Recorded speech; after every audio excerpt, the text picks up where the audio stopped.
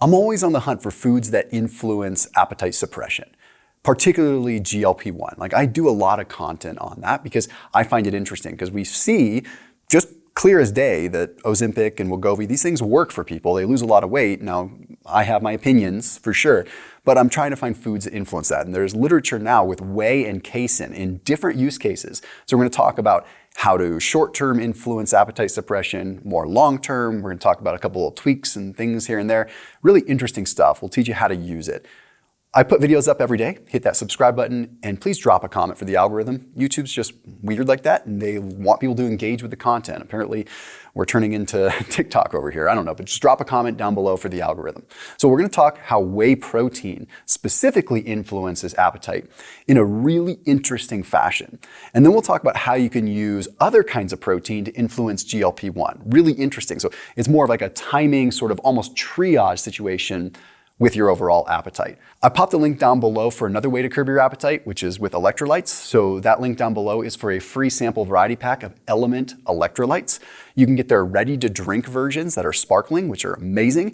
You can get their unflavored, which doesn't have any added stuff to it. It's just salt, magnesium, and potassium. That's the one that I typically use. Then they have the lemon lime. They have a couple other flavors. But anyway, that's a free sample variety pack with any purchase. The cool thing is I've noticed that salt curbs my appetite, kills my sweet cravings. So this might be a quick way for you to just curb your appetite in between meals. So that link down below, drinklmnt.com/Thomas. So we open with this study that was published in Advances in Nutrition, and it flat out, I'll just read you one of the excerpts from it. The data indicate that whey protein is more satiating in the short term, while casein in the long term. What this ultimately means is that we have a multi-stage approach. Now you've got the meat and potatoes of what I'm going to say in this video, but I'm going to teach you a little bit more about it. Whey protein is going to keep you satiated for about an hour.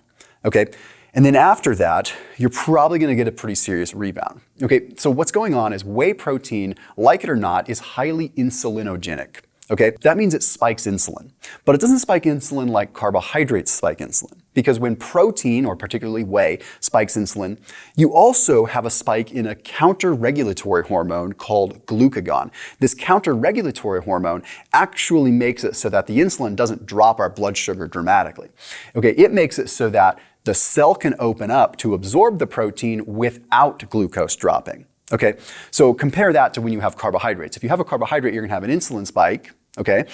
And that insulin spike is gonna bring glucose down, which might cause your blood glucose to drop and make you hungry, and then you actually have a subsequent second spike, but that's complicated.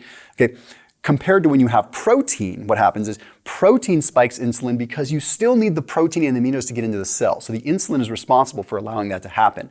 But because you have a counter-regulatory glucagon spike, that's preventing glucose from getting too low.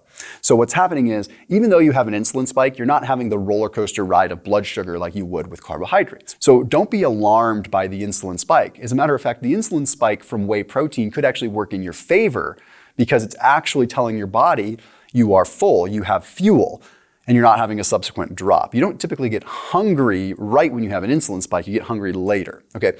Now, the other interesting thing is because whey protein absorbs so fast, it actually can trigger a little bit of a PYY response. The PYY is actually going to tell your brain, by producing more neuropeptide Y, your hypothalamus, that you're less hungry, which can have an impact on GLP-1, which is obviously like Wegovy and Ozempic, but it's more mental. So you get, and when I say mental, I don't mean placebo effect, I mean legit brain satiated. So here's the triage thing, what you do. When you are in a situation where you know that you're going to be able to have a controlled meal in like an hour, but right now you're ravenous, that is your time for a whey protein shake with water or something like that. Simple whey protein shake. It will hit your appetite and crush it so hard, but it's going to be short-lived. Okay, so it is like your emergency button. Although it's better than an emergency button. I use whey protein all the time. It's not just an emergency. But I'm telling you, like if you are someone that struggles with like a heavy appetite and you like to eat, you get the munchies a lot, having whey protein on hand is a game changer for that. And now we're seeing it with the literature. So like I keep it in my glove box. I literally keep a little Tupperware or sometimes a small jug, or if I'm in a rush, I'll put a Ziploc bag with whey protein powder, like, because that is that important to me for these quick hits, right? Okay. But what's interesting is casein protein. Now, I don't mean in a casein protein supplement. I mean like real casein protein, like coming from like good quality dairy or something like that, right? Good quality cottage cheese or something. Casein protein is interesting because it forms a gel, and this gel actually slows the digestion. So contents of your gut, including the protein itself, actually hit the lower part of the small intestine, and they stay there for a longer period of time, consequently triggering a release in the GLP-1 overall peptide. So then you have much more of a long-term play. So we're finding that casein actually might be one of the most satiating proteins that you could find. So this is going to be in cottage cheese, going to be more like full-fat dairy. What I would recommend is aged cheeses. The problem is they're calorically dense, so you need to be in control. Okay, so we're mainly looking for the proteins though. So cottage cheese, you're getting a concentrated amount of those proteins. Cottage cheese might be one of the most satiating foods you could eat. But now let's look at a study that looks at protein in general. This study was published in Obesity, and they had subjects eat a eucaloric amount of food, same calories, just one had a regular amount of protein, one had a higher amount of protein, all at various frequencies too. And what they found is that regardless of the frequency and independent of the same calories, those that ate more protein had significantly more satiety and an increase in, once again, that PYY and neuropeptide Y, subsequently releasing more GLP-1. So we know that high protein is good. We just need to know when to use it. So people bag on whey protein all the time, but one of the things that you can realize is that whey protein also comes in unflavored modes. Like, yes, it's ultra processed, but if you're getting whey protein concentrate, you're really looking at a whole food. I wish I had some footage of this. Maybe I can find it and I can upload it. But I was in Switzerland for quite a while, and I was doing actually a lot of research on their food, and I was spending time there looking at that. And I went to a cheese making thing. Like I went to this little farm. It wasn't like a major public thing, and I actually watched how they made cheese, and I was like kind of spending time with them.